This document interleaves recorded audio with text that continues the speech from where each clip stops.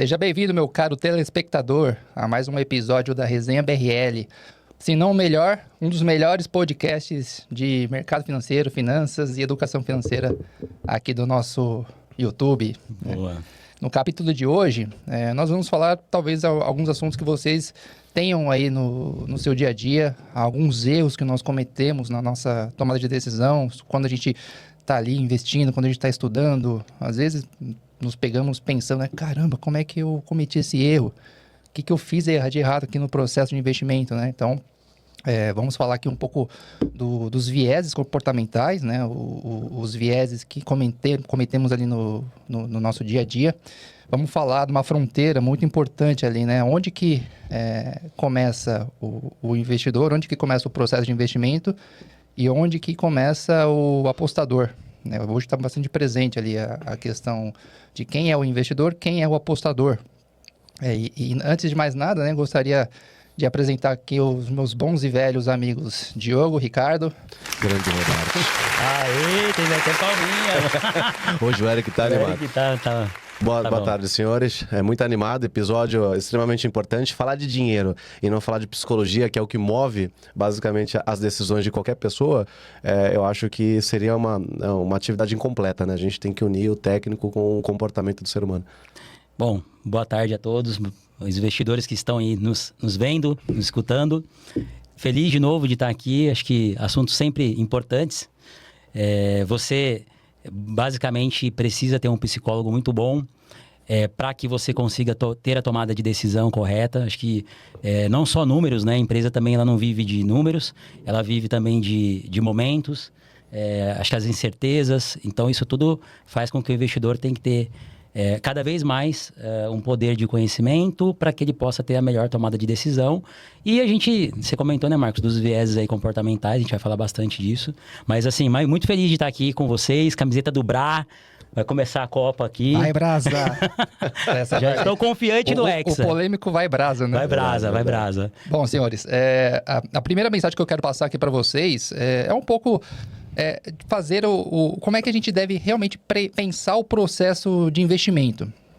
Eu acho que nós cometemos muitos erros ali no nosso dia a dia porque a gente não se prepara. Por quê? Aqui é uma questão realmente da nossa mente, como é que a gente lida com as emoções no dia a dia do mercado financeiro. Eu acho que a principal teoria, né, a principal máxima de mercado, que acaba também ditando ali os rumos do mercado financeiro, que os investidores são agentes racionais, né? Então, teoricamente, todas as informações estão disponíveis. Hoje, o investidor ele vai entender exatamente aquilo que ele está fazendo e tudo que acontece no mercado, na vida dele, não influencia na decisão. Depois que ele toma a decisão, a princípio, nada influencia o resultado final.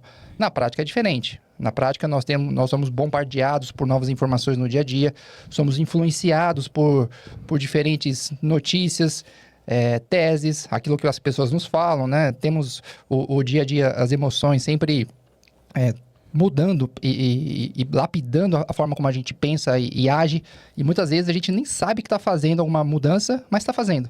E muda completamente aquilo que a gente pensou em fazer e o resultado final acaba sendo outro.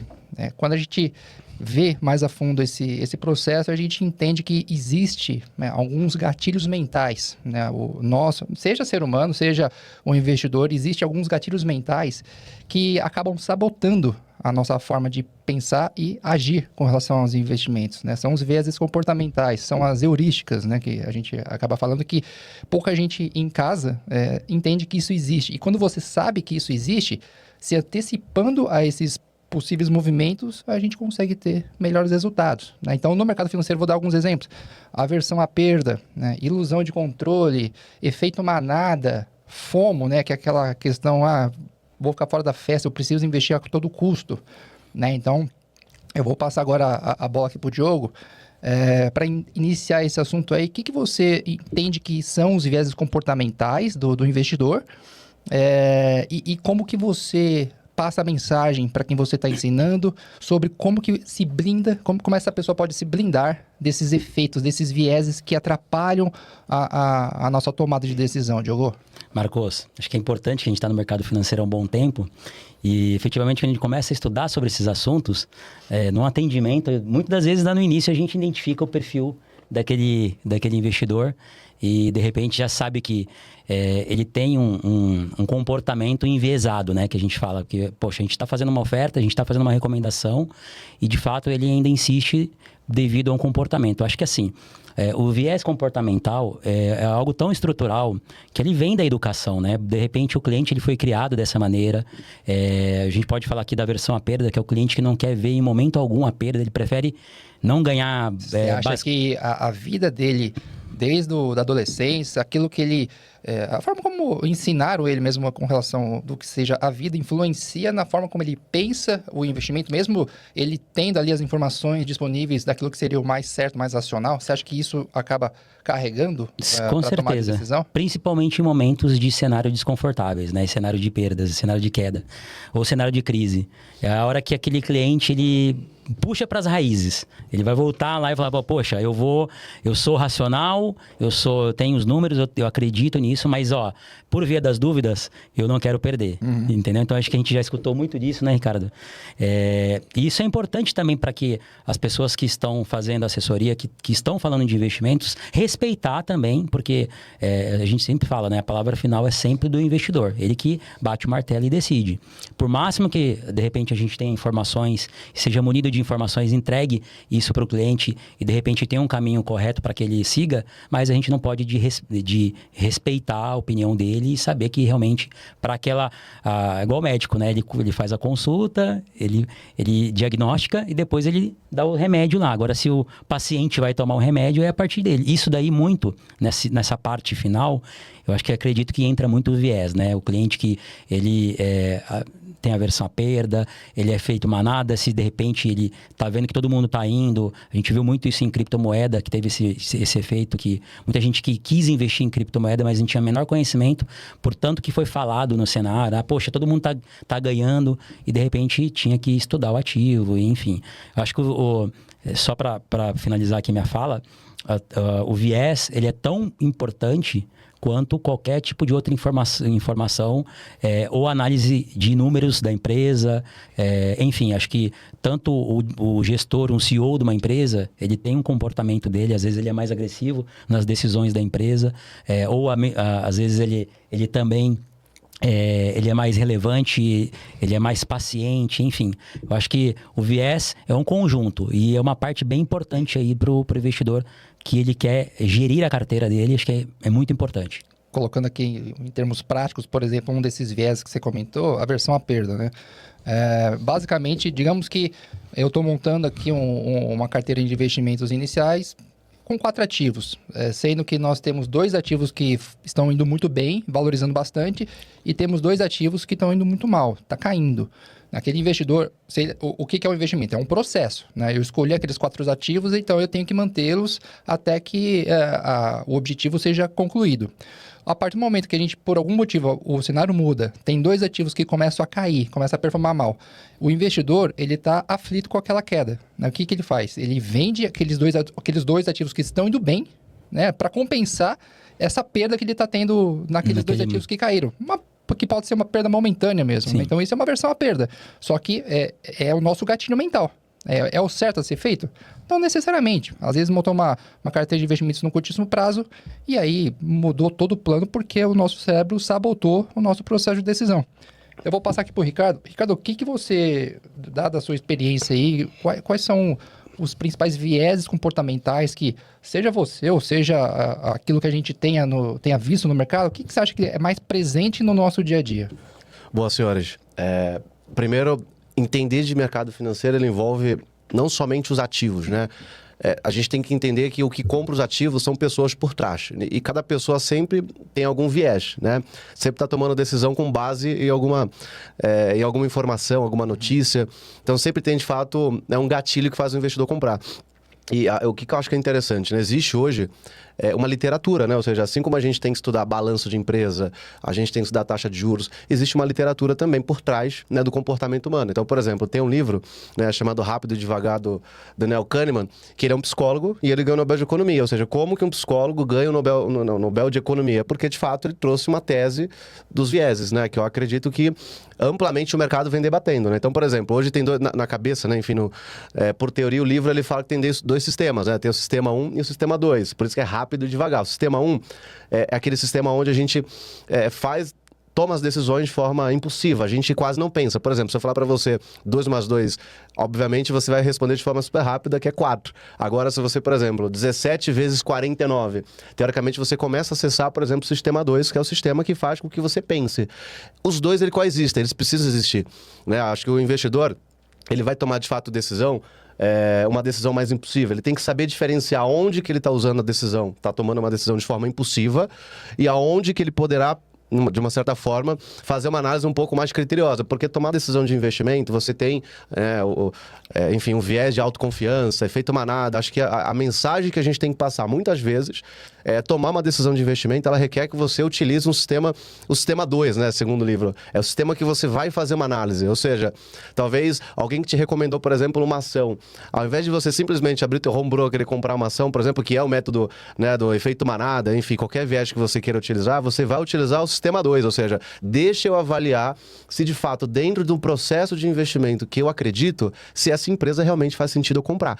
Se você fizer só esse freio, né, ou seja, o sistema 1 e o sistema 2, ele vai coexistir, é evidente que ele vai existir, mas se você fizer só esse freio, isso já faz com que você tome decisões mais assertivas e que você não vá tomar uma decisão puramente embasada por algum viés que você poderia, evidentemente, controlar. Ou seja, saber que existe o viés é importantíssimo para que o investidor, ele saiba que decisão que ele está tomando. Se passou por todos esses crivos, sabe quais são os vieses. De repente, uma notícia, se você colocar um filtro de que você pode avaliar essa informação de forma mais criteriosa, eu acredito que você minimiza o risco, né? Ou seja, o maior, existe uma frase, né? O maior inimigo do investidor não é a taxa de juros, né? Não é política.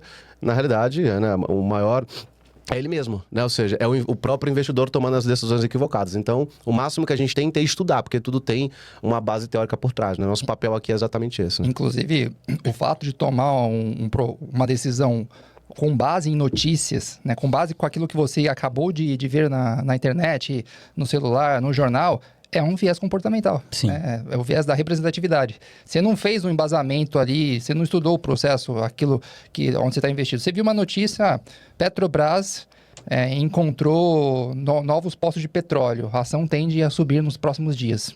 Né? Foi apenas uma notícia resumida. Você vai lá e compra a Petrobras. 10 horas está abrindo o home broker. 10 horas está abrindo o home broker, compra a Petrobras. Na semana seguinte, a Petro cai. E quantas vezes a gente não fala, né, para o investidor, quando o mercado está muito volátil, né, enfim, a melhor coisa que ele tem que fazer de fato, assim, ficar longe das notícias, né? Para ele tomar uma decisão de fato mais certa. Então, por exemplo, como que você se protege, né? Você pode colocar lá um mecanismo de stop loss, ou seja, qual o máximo de perda que eu aceito com esse determinado ativo, né? Para que você precisa se autoconhecer, né? Eu quero investir em um ativo que eu não conheço, mas, sei lá, recebi uma recomendação. De repente você colocar, né, um limite para você operar nesse mercado. Por exemplo, o Marcos, eu sei que gosta muito de criptativo. É um mercado extremamente volátil. Para quem conhece e domina, volatilidade é bom, né? Porque quando, né, se a empresa, na verdade, o ativo caiu, né? Talvez é um momento de compra para esse investidor. Mas se você não conhece, de repente estabelecer um orçamento de risco, por exemplo, eu quero colocar 5%, bater o orçamento de risco, acabou, né? Fala, atingir o máximo que eu poderia fazer. Então, colocar mecanismo de stop loss, ou seja, perdas, estabelecer um orçamento dentro da sua carteira. Eu acho que isso vai trazer um conforto para que você, né, não sofra com seus investimentos. Porque o investimento não é para sofrer, né? Acho que o investimento ele faz parte da construção da sua vida. Você nunca vai deixar de investir, nunca. Então, você tem que aprender a lidar com determinados riscos, né? E, Ricardo, isso que você comentou é mega importante porque os gestores, né, grandes gestores, enfim, grandes casas de gestões, fazem isso, porque você compra um ativo e efetivamente você estabelece um limite de prejuízo. Você não vai ficar de peito aberto, até porque você não depende a posição sua é muito alta e se de repente cair mais vai afetar o patrimônio de modo geral. Os gestores de fundos organizam, estruturam dessa maneira. Eles dão um limitador tanto para ganho, que você também consegue, né? Então, poxa, eu comprei esse ativo, vou estabelecer um ganho aqui de 10% até atingir esse ganho. Atingir os 10%, desmonta a posição e vou buscar uma nova. Então, acho que é importante esse controle de emoções, esse controle de decisão, que ele identifica nada mais um caminho certo para que você consiga fazer uma boa gestão de carteira, tanto para ganho quanto para perda também. E sabe que, também por curiosidade, né? Essa questão do Sistema 1, Sistema 2 que você comentou, o Sistema 1, que é aquilo que faz nós agimos por impulso, vem desde os primórdios da humanidade. É gastar menos energia, né? O ser humano não quer gastar energia. Nos primórdios da humanidade, ali na época realmente que, na origem do Homo sapiens, né? Quando o Homo sapiens ele precisava caçar, precisava fugir de predadores, por defesa, né? A nossa mente agia por instinto. É o Sistema 1. É impulso, Sim. É defesa. Ele não pensa, né? Ele não pensa. Vou atacar, vou me defender, vou me esconder. Então, é o impulso propriamente dito, vindo desde lá do começo dos primórdios do Homo sapiens. Eu entender isso até... Então, a gente tem que lutar, a gente tem que saber que existe e tem que lutar contra algo que é natural. Mas isso é importante, porque assim... É o instinto de sobrevivência nos investimentos. Então, mas no final do dia... Até quando a gente vai usar? Porque os dois, eles existem. Por exemplo, a gente veio pra cá de carro, dirigindo. Você não fica preocupado se você vai passar a marcha, se você vai dar certo. É automático. Então, tem coisas que a gente vai deixar automatizado. Mas, por exemplo, tomar uma decisão de investimento. Eu olhei uma reportagem, enfim, alguém que indicou um determinado ativo. O meu amigo que indicou uma ação. Meu amigo que indicou uma ação. Você não vai simplesmente comprar uma ação determinada ativo se você não entende. A não ser que você delegue isso para um profissional qualificado que você tenha confiança de que ele acompanha o mercado. Aí é uma outra questão. Eu acho que a questão aqui é o ser humano, igual você falou, Marcos. A gente não quer gastar energia. A gente, de fato, não quer gastar energia. E o Sistema 1 ele é exatamente para isso. Você não gasta energia. Você não gasta energia para escovar o dente. Você não gasta energia para dirigir. E a gente sabe que, para algumas decisões, é importante que você tenha que sair do 1, né, do Sistema 1, e você tem que vir para o Sistema 2. Tomar uma decisão mais fundamentada, não que você vai deixar de tomar decisão. Né? E, às vezes, o comportamento ele fala mais alto do que, efetivamente, a questão de você seguir um caminho mais tranquilo. Assim, muito de nós já recebemos contatos, ligações de o que está acontecendo e a gente tem que apagar incêndio, né, por conta de alguma situação, alguma informação que o investidor ouviu e ali ele de fato ele já quer tomar uma decisão.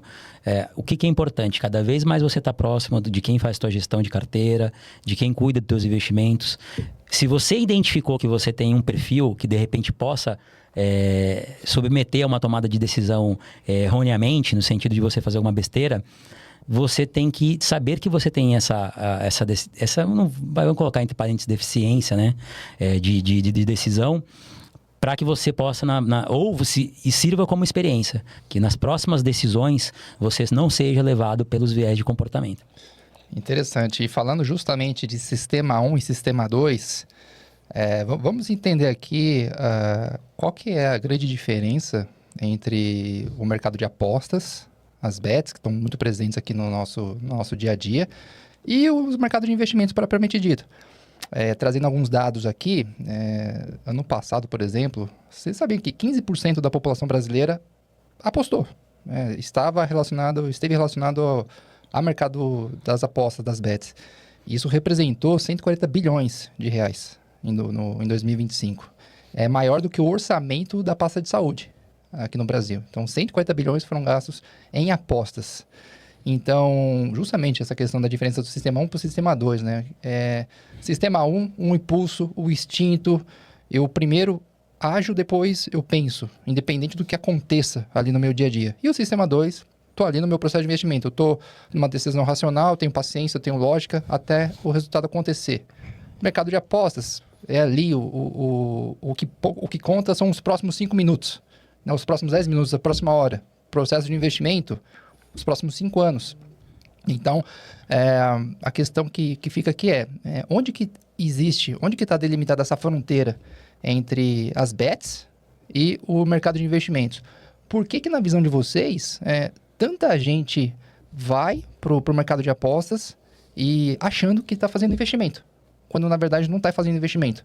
O que você acha, Diogo? Por que no mercado de apostas as pessoas gastam mais dinheiro e tempo aqui do que os investimentos de uma forma racional e uma forma que realmente vai gerar frutos para o indivíduo, né? Onde que está essa fronteira? Quando que é aposta e quando que é investimento? Eu acho que, eu por mim, né? Acho que qual que é a diferença em relação a apostas e em relação aos investimentos? Primeiro que investimentos dá mais trabalho, tá? Acho que sem sombra de dúvida... Tudo que dá mais trabalho... O Ricardo comentou muito aí da questão da gente ir pelo automático, né? É o atalho, né? É o atalho, é a forma mais simples e mais fácil. Acho que cada vez mais essas bets estão facilitando o cadastro, é uma coisa rápida, você faz ali em 1 minuto, você se cadastra e consegue ter o acesso. E já o investimento não, é aquilo que a gente comenta. Você precisa ter uma pessoa que ou faça uma gestão dos teus investimentos, ou você mesmo, por si só, né, por conta própria, siga enfim, vai estudar, siga algumas pessoas, alguns influentes em relação na parte de investimentos e de fato vai entender sobre o assunto, porque não existe o que você consiga buscar no investimento, de repente, a curtíssimo prazo. Até tem opções, a gente sabe que existem opções no mercado financeiro que você consegue se alavancar no curto prazo, mas a gente está falando aqui, ainda mais o nosso podcast, realmente algo para trazer, para agregar para os investidores que nos vejam, né, e nos escutam também. Então, a diferença principal, Marcos, é a facilidade, é o acesso. E a gente vem de uma cultura brasileira que a gente sempre fala que o brasileiro, né, tem um jeitinho que quer as coisas mais rápidas e mais simples, né? Ninguém gosta de colocar a mão na massa e ter muito trabalho. Então, se você vê... E hoje, a questão da prateleira, né? Hoje você não precisa ir num shopping para você buscar uma prateleira para comprar qualquer coisa. Se você acessa qualquer internet aí, tá lá. E as bets estão em todos os lugares. Até numa paixão nacional, que é o futebol, que a gente sempre assiste, se você vê, os principais patrocinadores são bets. E não é uma, não, são várias. Sim. Então, a todo momento está sendo lançado ali. E outra coisa, Marcos, que eu acho que é muito importante, igual a criptomoeda. No início, as criptomoedas, o investidor ficava avesso à compra de cripto porque não era regulamentado, ao passar do tempo, nós vimos grandes economias, Estados Unidos, a própria Europa, entrando nesse nicho de mercado. Então, a partir do momento que você tem alguns nichos de mercados com características de segurança a mais, você fala, poxa, mas se o governo norte-americano está fazendo uma reserva de cripto, eu também posso apostar. É a mesma coisa em relação às bets. Recentemente nós tivemos as notícias de bancos que estariam iniciando bets também. Então, ou seja, poxa, se tem um banco também fazendo isso, aí aguça mais ainda. Tem a questão da lucratividade. Então, é um mercado que gera muito lucro para quem detém o controle e o direito das apostas, né? Não o apostador em si. Então, é um mercado muito lucrativo que acaba incentivando com que outros players grandes também incentivem mais e mais apostas, né?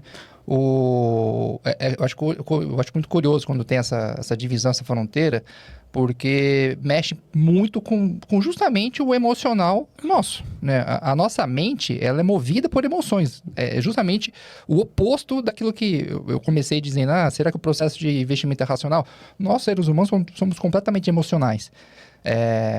Quando você faz uma aposta, por exemplo, a nossa mente, ela libera o que a gente chama de dopamina. A dopamina é um neurotransmissor que não é diretamente ligada ao prazer em si, mas é ligada ao processo do bem-estar até chegar o limite. Então, o que eu quero dizer na prática? A pessoa que está apostando, ela sente muito mais emoção ao apostar do que o resultado em si. Então, é o pré-resultado. Então, por isso que a pessoa fica aflita, ela está assistindo um jogo, ela apostou lá, vai ser 3-2 pro time A contra o time B.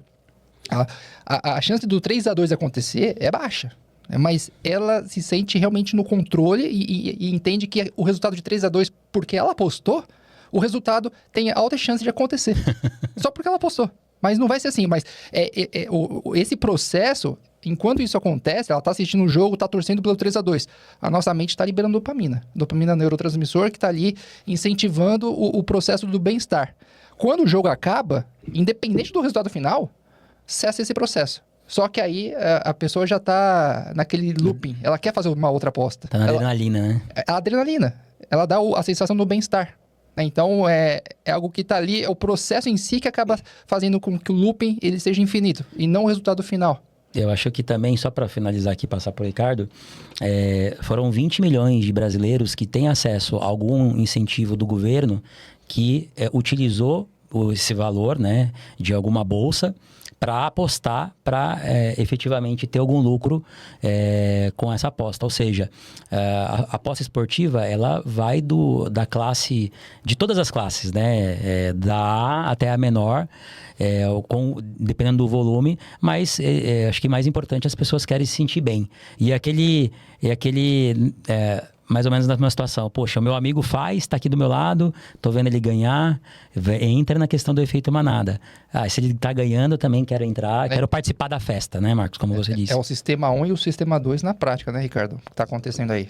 Bom, senhores, exatamente. Eu acho que eu vou trazer um número aqui que eu acho que é bem interessante, até para mostrar um pouco do raio-x do Brasil hoje, né? Hoje tem uma pesquisa que é da Confederação Nacional de Comércio, que ela trouxe um indicador bem interessante que eu acho que acaba mostrando um pouco de onde vem o gatilho para que uma pessoa tome uma decisão de apostar. Por exemplo, hoje 81% dos brasileiros estão de alguma forma endividados. E dívida não é ruim, né? A pessoa que tem um financiamento imobiliário, ela acaba está em dia, está adimplente com a sua dívida. Então não é ruim tomar dívida, né? Só que isso é o maior índice da nossa série histórica. E aí a gente olha desse indicador de 81% da população, quase 30% estão inadimplentes.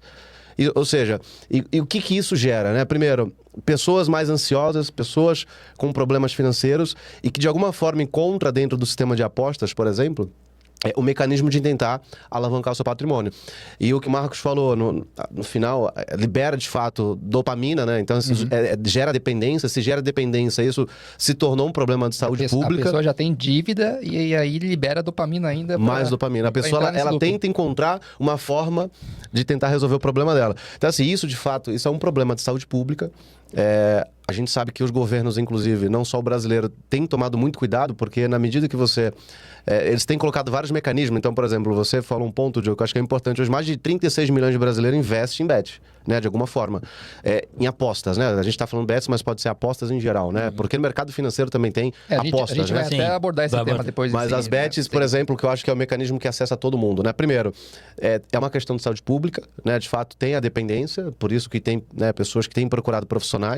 Segundo, que eu acho que é importantíssimo, uma facilidade. Hoje isso daqui é um cassino eletrônico, né? Hoje você não... Antigamente, o processo da dificuldade de você ir até um cassino, você ter que viajar, você ter que... as barreiras até você chegar para você executar uma aposta era diferente. Hoje não. Está tudo muito fácil, né? Está tudo muito fácil. E os bingos. Né? Os bingos. Então, os extintos bingos. Justamente, os bingos foram proibidos. Mas o que adianta, né? Agora o dinheiro tá tudo digital, tá todo mundo online. E aí você pensa assim, qual o percentual dessa população que está inadimplente que tomou dívida cara? Aí você pensa o seguinte, a gente está com 80% da nossa dívida pública, do nosso endividamento da população, com juros a 15%. Ou seja, não é um juros barato. Ou seja, eu me financio com juros extremamente caros para eu apostar no mercado para tentar resolver um problema. Ou seja, isso vai virando uma bola de neve. De novo, eu acho que é uma linha muito... Até quem tem Bolsa Família, né? Exatamente. Então, o que eu acho, né? Enfim, é um problema de saúde pública. Se você tem independência, você tem que procurar, de fato, um profissional. O que a gente tenta mostrar aqui, que investir, ele é tedioso, né? Que o Marcos falou, existe um tédio. Não gera dopamina de compra, venda. Não é o que a gente acredita. É o sistema 1 contra o sistema 2. Exato. Você tem que realmente, assim, de fato, é igual você cortar a grama. É tedioso, não é um processo que você tem emoção. Emoção, se você quer ter emoção, vai para a montanha-russa, né? Você vai pular de paraquedas, você não vai encontrar emoção no mercado financeiro. Ou não deveria. Você pula de paraquedas para ter emoção? Não, eu tô fora. Isso é com vocês, né? Montanha-russa? Eu acho que... Ou vai morar em São Paulo, né? É legal o que o Ricardo comentou, Marcos, porque a gente porque você quer ter emoção sem sair de casa, né? Vamos dizer assim, né? É fácil, poxa, todo mundo quer ter emoção sem sair de casa. O caminho é legal, mas é o que a gente sempre lança aqui, a gente sempre fala. O problema é emoção com o bolso forado, né? Exato. E se financiando com juros a 15, o que é mais problemático ainda. A gente fala... Quando a gente entra para o investidor e fala que o tempo ele é o fator determinante para uma tomada de decisão de longo prazo. Então, por exemplo, se você investir hoje R$300 para quem tem 20 anos de idade, depois de 30 anos, e, de novo, pode ser conta simples aqui, mas você vai ter um patrimônio acumulado ao longo desses últimos anos. O investidor fala, mas eu não tenho um patrimônio financeiro para tomar um compromisso de longo prazo. Porém, esse mesmo investidor, muitas vezes, ele investe em bet. Eu quero resolver meu problema hoje. Ou seja... É só acertar o placar de 4-1 ali que vai dar vou ganhar 6-1. Ou às vezes ganha uma e aí acha que na segunda vai dar certo, Isso na terceira. Esse é o teu viés, é o viés do controle ali, né? A pessoa ganha a primeira, acha que dobrou o número de chances dela ganhar a segunda, a terceira e fica lá. Se eu ganhei uma, eu posso... E aí se eu perdi, não. Se eu ganhei outra, eu posso recuperar. E assim vai virando. Eu acho que... Também, o Ricardo falou de alguns dados aqui. A Flutter Entertainment é uma empresa que ela tem a maior movimentação em bets no mundo. Tá? Em 2024, ela teve um faturamento de 14 bilhões. Bilhões de dólares. Em 2025 foi para 16 bilhões. Essa empresa ela é um grupo e dentro desse grupo está aqui a Betfair e a PokerStars, que é uma das mais conhecidas aqui. Sim. Por que eu tô falando da PokerStars? Porque quem representa a PokerStars aqui no Brasil é o Neymar, que é uma figura pública. Então, aonde eu quero chegar com esses números? Quando você tem também esses influencers, né, trazendo a imagem deles, associando a imagem deles a um mecanismo de facilidade, a gente não é nem o ponto aqui, mas de tigrinha, essas coisas, a gente tem um certo conhecimento, mas eles têm, o público deles são públicos de C e D, né? Então, às vezes não tem tanto conhecimento para falar assim, poxa, eu vou frear, isso aqui não é bom para mim.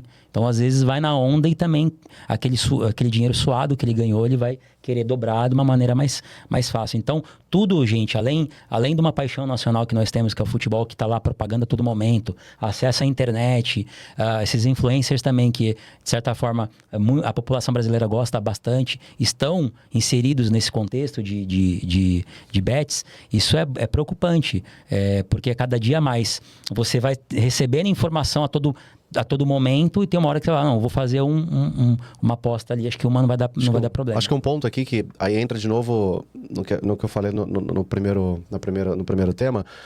Se você quer participar, se você quer fazer, não existe problema. O problema é quando você perde, de fato, o controle sobre a situação. Então, eu quero fazer um investimento. Então, tem um processo, tem um prazo, tem um horizonte, tem todo um processo que você deve seguir.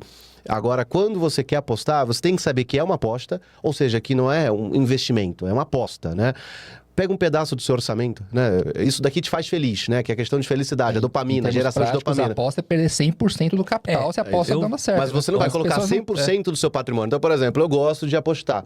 Pega um pedaço do seu patrimônio, um orçamento. Pega 5% do seu patrimônio e fala, aqui está destinado para eu apostar. Ou seja, o quanto que você está disposto a perder se realmente dá o resultado negativo, que é o que acontece. Não é, por exemplo, eu perdi 5, vou pegar mais 5 para tentar recuperar aquele. Não é. Que aí você começa uma bola de neve. E o que é pior ainda, se financiando muitas vezes com juros a 15. Então, essa conta nunca vai fechar. Né? Então, acho que o componente que o Diogo falou realmente de estar disponível, você, investidor, deve sempre fazer a sua análise e o seu critério, né? Quero apostar? Tá tudo bem, não tem problema. Pega um pedaço do orçamento. Exato, eu acho que isso é fazer essa gestão, inclusive no risco. A carteira, ela tem uma parte ali que ela vai estar no risco, ela faz parte dessa gestão. Então, tanto para gestão no investimento, também o Ricardo falou, a gente está aqui, né, o nosso papel aqui não é tacar pedra em ninguém, não, a gente sabe que realmente é uma coisa que está ali para todo mundo. Você aposta, Diogo? Quem nunca, né? E você, Marcos? Quem nunca fez uma fé numa loteria? Nunca? Eu acho que esses dias, até eu vi a reportagem que saiu a Mega Sena na Lapa. Eu fiquei todo empolgado pensando que era na Lapa aqui, mas foi na Lapa do Rio de Janeiro. Foi na outra Lapa. Foi na outra Lapa. Ué, você na minha região de atuação. Você tá no lugar errado ali, Gil. Ou seja, fazer a nossa fezinha não tem problema. Sim, a gente sempre faz a nossa fezinha. A gente não tá aqui para tacar pedra em ninguém. A gente só tá comentando para fazer a gestão. O Ricardo, acho que levantou uma bandeira aqui muito importante. Quer fazer? Faz. Mas pega uma parte do orçamento ali que não vai te comprometer, ou de repente uma sobra de caixa, sobra de valor. É muito simples, né? Não deixe os vieses comportamentais dominarem a situação. Sim. Se você deixa os vieses comportamentais ali no curto prazo, a dopamina te dominar, Acabou. E Né? outra, Marcos, até para aposta esportiva, você tem também números, você tem estatística, você tem uma série que a pessoa que está apostando também tem que, para ter um êxito maior, ela vai ter que estudar, vai ter que fazer. Então, assim, quer ter êxito em tudo, na parte tanto de investimento, também na questão que vai gerir a tua carteira, você tem que estar atento, você tem que estudar, você tem que ver notícia, você tem que estar antenado. Não é simples, a gente não está vendendo simplicidade aqui, a gente não está falando de simplicidade, mas nós estamos falando aqui de um comportamento que você vai ter e vai ter um futuro próspero. E falando justamente sobre comportamento, entender até onde vai esse mercado. O mercado está em franca expansão. Né? De 2 anos para cá, além do mercado das bets, né, que ali tem nos esportes, o business principal, começou a ser bastante presente, né, o mercado de previsão. Né? São plataformas que aí é o debate que eu quero levantar. Será que são plataformas de apostas ou são mercado de previsão? Esses mercados de previsão, as 2 principais plataformas aí, a Kalshi e a Polymarket. Ali, você pode fazer uma aposta ou ali uma análise, não só no mercado de esportes em geral, mas mercados dos mais diversos. Desde dentro do mercado de economia, mercado de previsão de tempo. Quem é meteorologista e sabe como funciona a previsão de tempo nos mais diversos lugares, consegue fazer apostas dentro desse mercado. A parte de economia, por exemplo, a gente consegue entrar lá dentro e falar qual será o próximo passo do Banco Central Americano. Será que o Fed ele corta juros, sobe juros, mantém como está? Então, são mercados dos mais diversos tipos. E aí foge um pouquinho dessa série daquilo que é só esporte. Aí fica a questão, se a gente está aqui, se a gente entende um pouco de economia, de mercado, e tem um mercado de apostas no qual eu consigo estimar qual será o próximo movimento do Banco Central, qual será o próximo movimento, qual vai ser a temperatura média na cidade X, né? Então, eu consigo apostar naquele movimento. Então, deixa de ser uma aposta propriamente dita, porque é literalmente um mercado de previsão. Então, são 2 plataformas e é um mercado que vem crescendo muito também, recentemente. Você perguntou, você aposta... Tem mercado de cripto lá também. Você consegue apostar. Será que qual o preço do Bitcoin no final do ano? Você consegue apostar. Nossa. Ó, eu vou falar uma coisa pra você. O preço ele vai estar 100 mil, 90 mil, 80 mil, 40 mil, 30 mil. Então, você consegue fazer essas apostas e a probabilidade ela vai se alterando no dia a dia. Então, o mercado ele está se ampliando.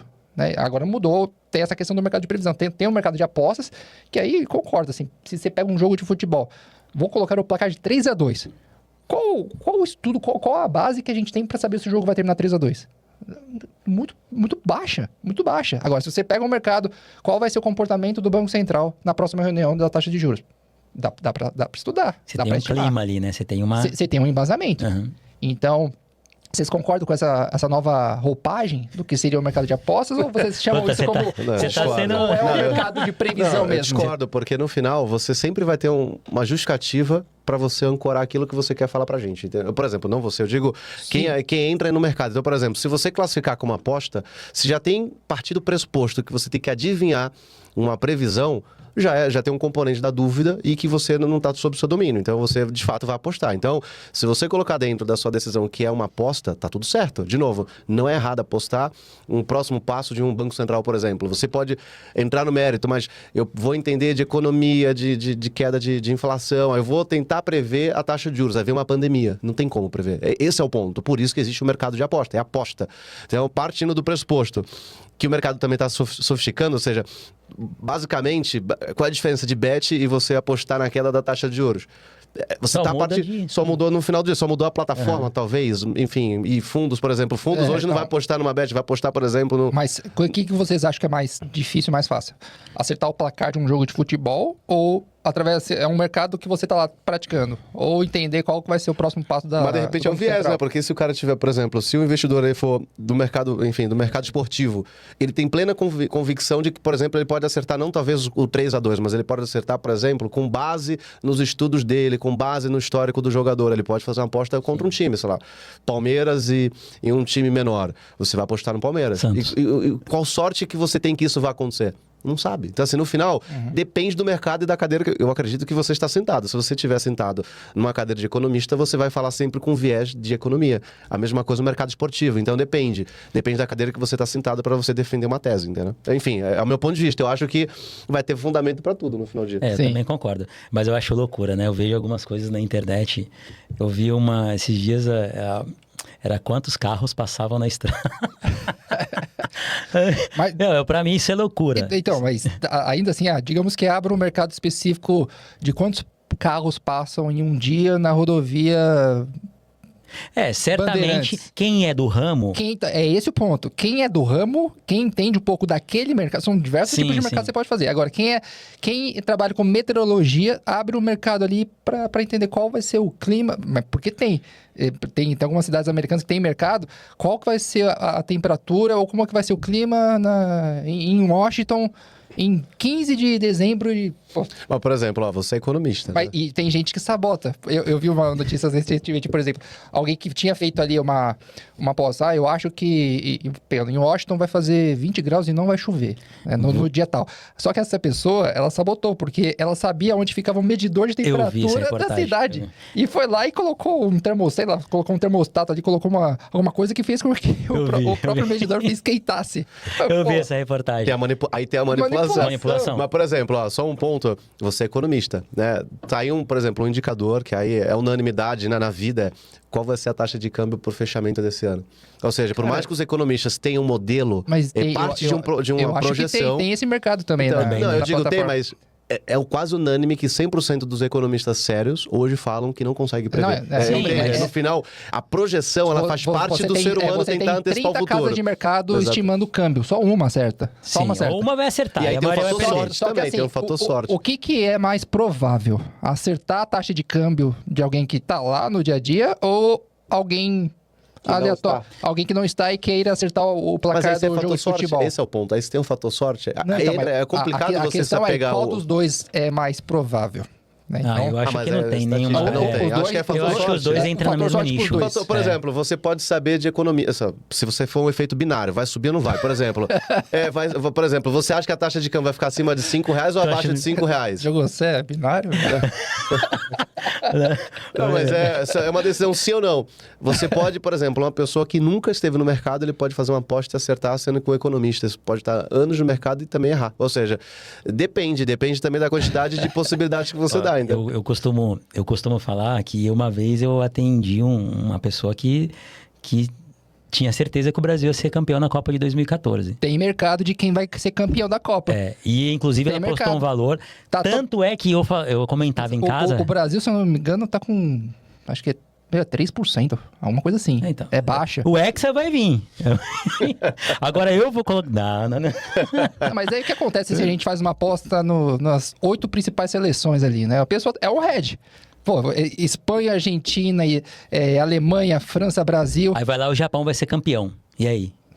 Mas... E aí? Inclusive, eu acho que o Japão vai dar trabalho nessa Copa, hein? Eu já falei pra vocês isso. Dá pra fazer um hedge. Se eu aposto ali nas 8 principais seleções, se uma delas ganha, acaba compensando, provavelmente ali o meu ganho vai pagar Marcos, as apostas que não deram certo. Isso tudo que você tá falando não vai gerar um trabalho? Não vai gerar um estudo? É esse o ponto. A gente tá aqui, nós estamos falando que isso é o certo ou errado. Aqui a gente tem apenas uma decisão. Quem vai ser o campeão da Copa? Aí eu acho que é um mercado que dá pra estudar. Agora, acertar o placar 3-2 de um Palmeiras e Flamengo, pra mim é muito aleatório isso. Sim. Muito mais aleatório, o que eu quero dizer. Muito mais. Eu acho que pra tudo tem estatísticas, tem números, né? O Ricardo comentou, acho que tanto pra... Tem aposta até de quantos escanteios vai ter no jogo, né? Tem aposta. Não, mas aí entra a parte. Quanto mais... Mas tem que ter uma média de escanteios que sai no jogo? Tem, mas tem que acertar, né? Mas você tem que partir do pressuposto, Marcos, que as pessoas, se derem mais opções, teoricamente você vai, por exemplo, quanto vai ser o jogo? 4-2, 4-1. Se você colocar, por exemplo, Palmeiras vai ganhar ou vai perder? O prêmio é bem menor. Porque você tem menos possibilidades. Agora, colocou várias possibilidades, teoricamente o prêmio vai ser muito alto. Porque quanto é mais quantos difícil, escanteios vão ter, quantos gols vão ter. Então, por exemplo, isso daí é o mercado, né? Ou Quantos seja, as cartões pessoas... amarelos vai ter, né? O ser humano, ele quer, no final do dia, o ser humano, ele Quer dopamina. ele quer dopamina, mais ele quer dopamina. acertar, Acho que ele o quer ter segredo o é poder. esse, né? Ele quer ter o poder de que ele acertou, entendeu? Então, eu acho que é isso. Assim, eu gosto muito de ações. É muito bacana quando você acerta a mão, você compra uma ação lá que tem um viés de alta no curto prazo, você finaliza a operação com 10, 20%. É legal. É sempre bom. Mas também requer um estudo ali para ver se poderia valer a pena entrar naquele momento. Só para finalizar a parte aqui minha de bets, eu vi na internet uma frase que eu achei muito legal sobre isso. Até para trazer aqui para os nossos investidores. A partir do momento que você investe o teu dinheiro em bet, você tem que saber que você pode perder 100%. Então, você tem que estar preparado para perder aquele dinheiro. Tô com, sei lá, tanto X valor. Né? A partir do momento que você apertou o botão ali, você tem que ter essa consciência que você pode perder. Como na vida, todo mundo entra num negócio ou num relacionamento para casar, um negócio para prosperar. E acho que os apostadores também e os investidores também. Mas tudo também na vida tem um risco. Tem um risco da separação. E como se proteger? Agora, essa acho que talvez essa seja a maior pergunta, né, Marcos? Agora, Marcos, na bet você se protege? Exatamente. Como se proteger? Não dá pra se proteger, né? Então. No caso de apostas, né? Mas como que você se protege de todos esses viéses? Mas estudando aqui pro Não só pro na nosso bet, mas eu digo os vieses. Por exemplo, o investidor vieses. E aí? Não, tem que ter o processo bem definido, assim. Antes de entrar no investimento em si, no processo de estudo, sabendo que os vieses, que a nossa mente ela vai criar peças, vai ter momentos ali que vai querer nos ludibriar, a gente consegue se antecipar esses fatos. Então, eu quero permanecer ali digamos que eu fiz o dever de casa, eu gosto do mercado de apostas, estou separando 5% do meu capital, apenas, entre aspas, apenas, né? Para trabalhar com o mercado de apostas. Então, se eu me preparar mentalmente para saber que aquilo pode virar pó, aquele capital, o certo virou pó, eu não posso ir lá e me descapitalizar mais para colocar mais dinheiro na pó. Né? Alavancar a posição. Se perder, perdeu. Talvez. Reconhece a perda. A não ser que... Mas o que é o difícil para o nosso investidor. É esse o ponto. Então, como é que a pessoa vai se precaver? Primeiro, ela tem que saber que a nossa mente ela vai nos pregar peças. A gente vai querer apostar mais se a gente perder o capital no mercado de apostas. Sabendo que também o 95% do nosso investimento, do nosso plano, tem que estar nos investimentos, ali, processo de investimento bem definido, médio prazo, deixa acontecer. Acúmulo de capital. E aí também não querendo cair nos vieses. Uma das ações ou um papel de renda fixa começou a cair, eu não vou me desesperar e querer vender minhas outras posições para cobrir essa perda. Não dá para pensar dessa forma. Ou então, o efeito manada. Todo mundo está ganhando com a ação X. Vou vender o que eu tenho para comprar ali, na alta, no topo. É claro que a pessoa vai perder. Então, sabendo que a nossa mente ela nos prega peças, a gente tem que se antecipar. Antecipar e acreditar no processo, não acreditar no sistema 1. Né? O sistema 1 ali é o que vai gerar. Eu acho que são dois tipos de comportamento. E a gente está falando basicamente de valor financeiro. Então, o apostador, ele tem uma estratégia e para o investimento, ele se comporta de uma outra maneira. Vou dar um exemplo. O investidor, né, que ele tem a possibilidade de ir para uma bet, na cabeça dele, ele está suscetível a perder muito mais do que perder no mercado financeiro. Então, acho que por isso que o mercado financeiro, por si só, de repente, ele tem essa perda em relação à questão de bet, porque você tem muito mais pessoas indo para a bet do que especificamente querer conhecer o mercado financeiro, querer aplicar a primeira vez em bolsa, querer aplicar em mercado internacional. Você tem muito mais a possibilidade hoje da pessoa ir para esse tipo de mercado do que para o nosso mercado de investimentos. Por quê? Porque eu acredito que o comportamento... eu estou falando da mesma pessoa, tá? A mesma pessoa que ela vai no mercado financeiro, ela se comporta de uma maneira, e a mesma pessoa que vai para uma bet, ela se comporta de maneira diferente. Ela está muito mais suscetível ao risco na bet. E aí, quando ele tem alguma perda no mercado financeiro, ele fala, isso aqui não é para mim. E aí ele deixa de repente, apostar mais, né, no mercado financeiro e ir para um lado desse. Eu acho que cabe a nós...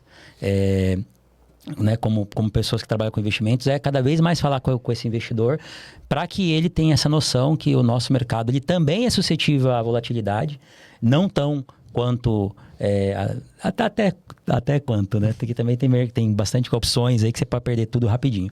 Mas ele não é tão volátil em tese, né? Do que apostas esportivas ou qualquer outra aposta.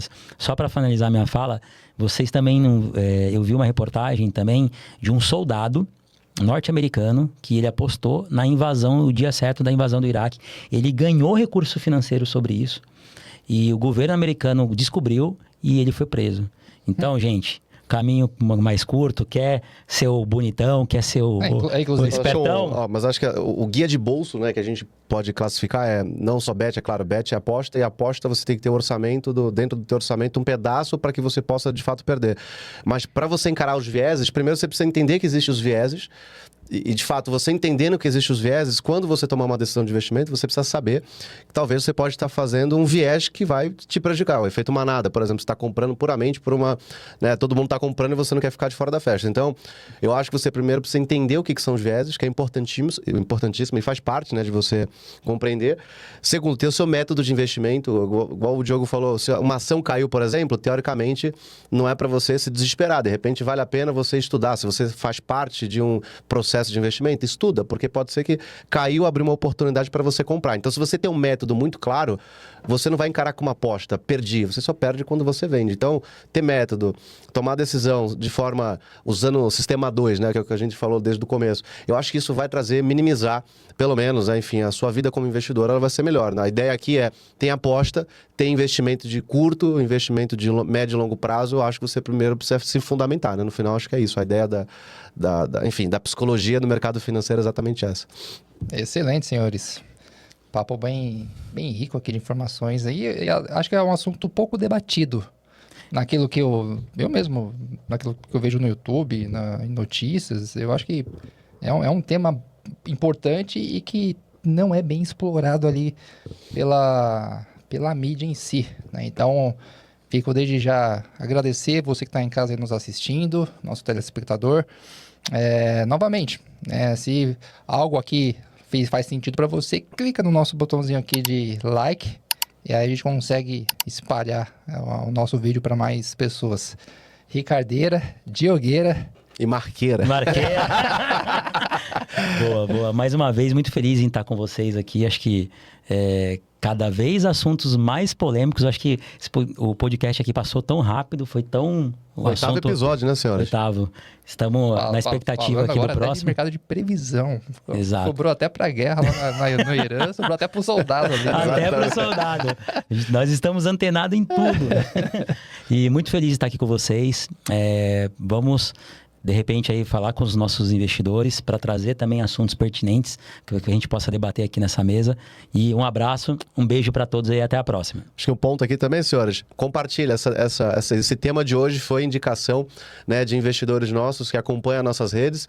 Tragam para a gente os temas polêmicos, né? A gente vai discutir de forma bem descontraída, cada um com sua visão. Acho que é isso também. Obrigado, senhores. Obrigado, pessoal. novamente. Um abraço. Tchau.